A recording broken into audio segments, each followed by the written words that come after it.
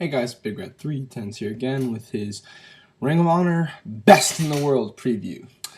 I will be at the show.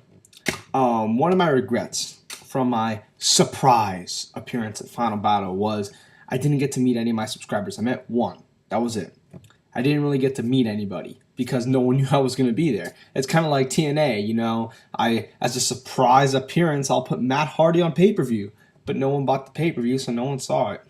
So I'm promoting my appearance. I'm that egotistical, you see.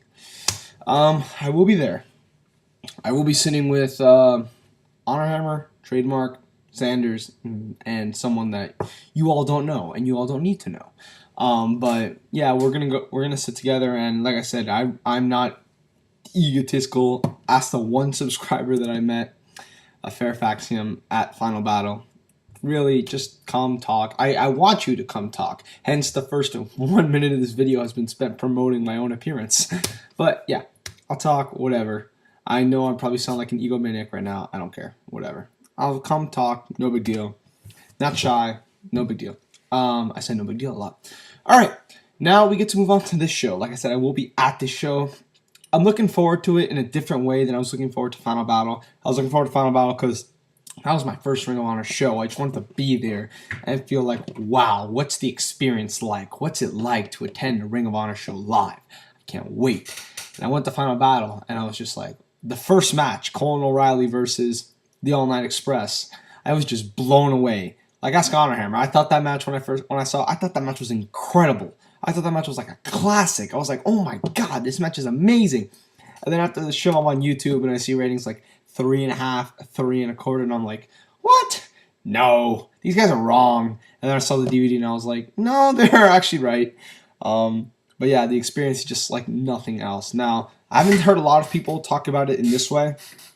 If you are in the New York area and you are not going to the show, that's a problem, because you should. Before I jump on my soapbox, I'm going to say that you guys should go to the show. Tickets are very limited, but I'm telling you, it's going to be one of the greatest experiences of your life. A show that you will never, ever forget in one of the best buildings in the country to watch wrestling, the Hammerstein Ballroom. Now I'm going to get on my little soapbox. A lot of people talk about my Death Before Dishonor 8 video. It's one of the best videos I've ever done. My Death Before Dishonor 8 preview video, where I was just really into it. I got really hyped up, and I promoted the show very well, I thought.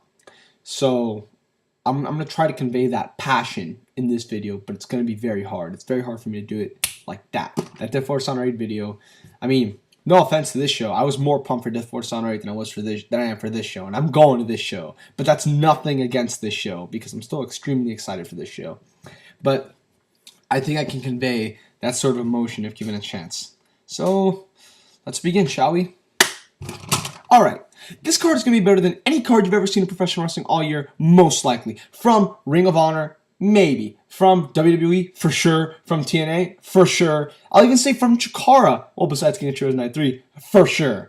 I mean, seriously, this show has the potential to be absolutely incredible. I'm talking the whole show top to bottom, not just the pay-per-view. I think a lot of people are really undervaluing this show. You have, in my opinion, what could be 4 great matches. 4. Actually, in most people's opinions, guaranteed 4-star matches.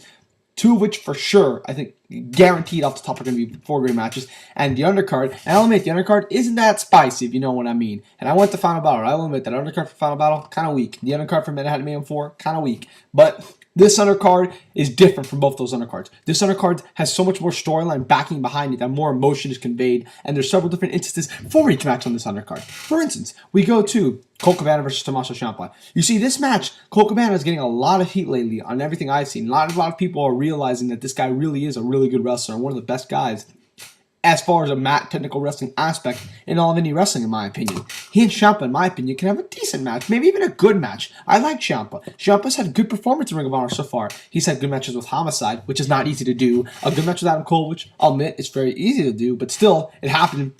He even had a fun squash match with Grizzly Redwood. I'm telling you, this guy, I think, is really, really underrated, and I think he and Colt Cabana can put on a pretty good match, if that is the opener for the pay-per-view. Then we move on to Mike Bennett versus Jay Lethal. For whatever freaking reason, people are not happy with this match. Are you kidding me? Jay Lethal. Jay Lethal. The reason, along with Team 3D, that I went back to TNA in 2006 was because of Jay Lethal. I love this man. This man is one of my favorite wrestlers in in wrestling right now. That is why I was so pissed when he got released from TNA. And I never really get mad at TNA anymore. Every stupid TNA decision, I'm just like, oh, no big deal. When Lethal got fired, I was mad. I was upset. Because you know what? This guy's the man. This guy is great, and he's only 26. At his super young age, he is off the charts. And I can tell you for sure that in New York, in that Hammerstein ballroom, I think he would deliver a good performance. I've seen a lot of people say, this could be the worst match on the show. Bullshit! I think these guys are going to have a fairly good match. I think Jay Lethal in New York is going to come in. He's going to prove what he needs to prove. There's going to be a lot of fuck TNA chants. There's going to be a lot of, I don't know, maybe you've been under, some sort of underutilized chants. But anyways, Jay Lethal's going to be in there with Mike Bennett, a guy who I also like. I know a lot of people don't. I like him. I like the fact that we have a WWE-style guy in Ring of Honor. He stands out from the rest of the roster. Granted, not a lot of people like his matches. I personally do. Because reality, if he were to do all that athletic stuff, he wouldn't stand out as much as he does now. Now, granted, like I said, a lot of people think his matches are boring. I don't.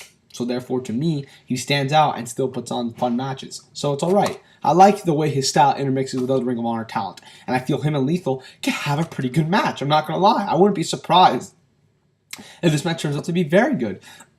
Sorry. Next we move on to Rhino and Homicide. I think this match is going to be a really good match. I think people are really underutilizing this match. Homicide has improved so much. He's brought more of the effort, more of the passion that he had. He's even said openly on the video wires that he hasn't been performing up as he should. Rhino, who's been doing really well on the indie scene as of late. He's had some really good matches in Jersey All-Pro, according to live reports, and looks like he could be on his way to being back what he was back in the early 2000s. I think he and Homicide, with weapons, in the Hammerstein Ballroom, I think it's going to be a great atmosphere, and I personally think this match could be very, very good. So yes, I think a lot of people are underutilizing this undercard. Now let me get to Steve Corino and Michael Elgin. This match could have the return of Kevin Steen, Mr. Wrestling, as in possibly the future most over guy in Ring of Honor when he comes in, because that's what's going to happen. He's going to walk through those curtains, and that pop in that building is going to be bam. It's going to be amazing. Louder than any other pop from any other wrestler, including when Davey reaches Ring of Honor World Title. Yes, I said that. Kevin Steen has been missed by all the Ring of Honor fans. I've heard a lot of people complain, oh, but it's not fair, man. It's only been 6 months. Fuck the 6 months since Final Battle. The people want to see him. He would be the most over guy in the company. I don't give a shit. Bring him back. Yes, I'm willing to break wrestling tradition to bring back Kevin Steen. Because like I said, every single fan wants him. Everybody wants him back. So you know what? What's the difference between 6 months or a year? The guy said he would leave forever. So he'd still be breaking the stipulation either way. So really, I don't give a shit. I'd be happy to see Kevin Steen back in Ring of Honor. Happy. Michael Elgin, extremely improved. This is the biggest out-of-nowhere guy I've ever seen. No one ever saw him before he came to Ring of Honor. It's not like Colt and O'Reilly, who I had seen a lot of their work before they went to Ring of Honor. No one had heard of this guy before he came to Ring of Honor. Came to Ring of Honor, has been impressing everybody left and right. And I think he and Corino can have a pretty good match, actually. And I think the Kevin Steen interference would make the whole emotion of this match something truly special.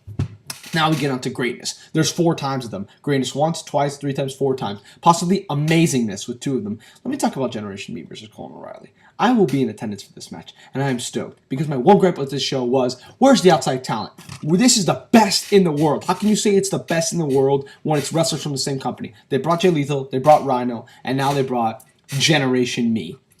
I'm super psyched to see Generation Me. They're tremendous athletes. They're not like normal guys who leave the mainstream wrestling promotions, go to indie scene, and stick up the joint. Because these guys have been consistent in PWG, like Honor Hammer said. I believe it was Honor Hammer that said that. They've been consistent in PWG. They've been delivering great matches left and right. They could still do it. And they could do it with a team like Colt and O'Reilly. In this atmosphere, it's going to be an explosive match. The crowd is going to make this match.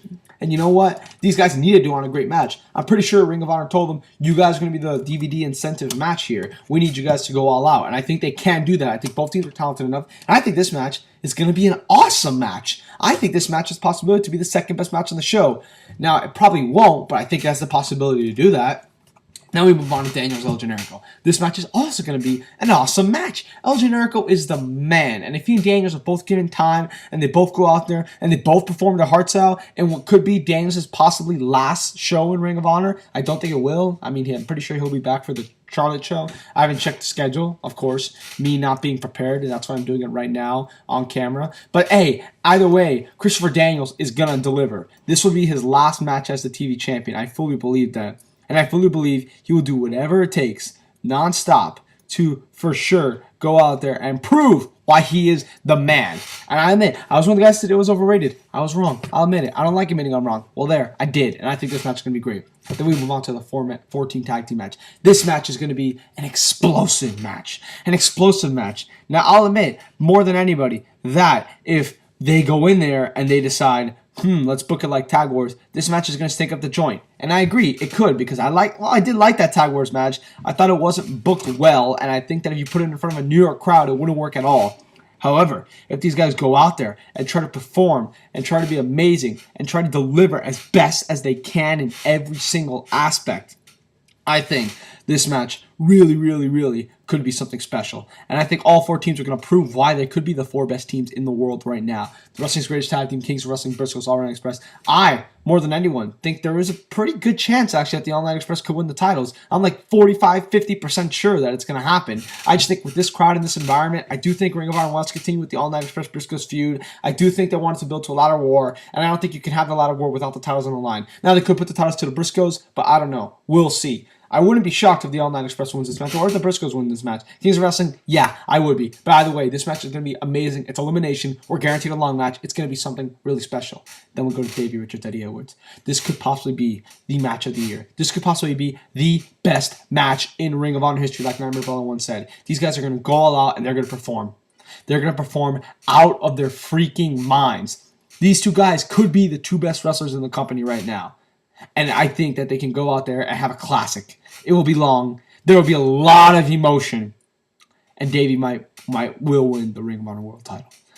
I'm 90% sure by this point. If he doesn't win, I'll be very disheartened. Very disheartened, because I think it's a big mistake. But I already talked about that in the previous video that TrueSight responded to. I think this match is going to be amazing. I think this match alone is going to be worth the $40 price tag if this was a $40 pay-per-view. It's only a $15 pay-per-view, but if this pay-per-view was $40, I still think this match would be worth it. But it's only $15. So you're even getting an amazing deal out of it. A third of the worthness of a match for its price. Boom, you're getting it right now. This whole pay-per-view is worth so much money, and you're getting it for $15. Also, amazing action, nonstop throughout the card. $15! That's all you have to pay for it. $15 for one of the best wrestling shows of the year. Guaranteed. $15 to see something really, really special. The Generation Me match isn't on the pay-per-view. However, you would still have guaranteed 3 great matches, one of them guaranteed to be amazing, possibly 2 to be amazing, and then you have a pretty solid undercard with it. $15 for all this action. My God! Come on! Why aren't you ordering this pay-per-view? Why haven't you ordered this pay-per-view? Why is not your PayPal account lined over with $15 to Go 5 Live? Why haven't you set up your Go 5 Live test screen to make sure your screen is ready? Why haven't you, if you live in the area, not bought a ticket to the show?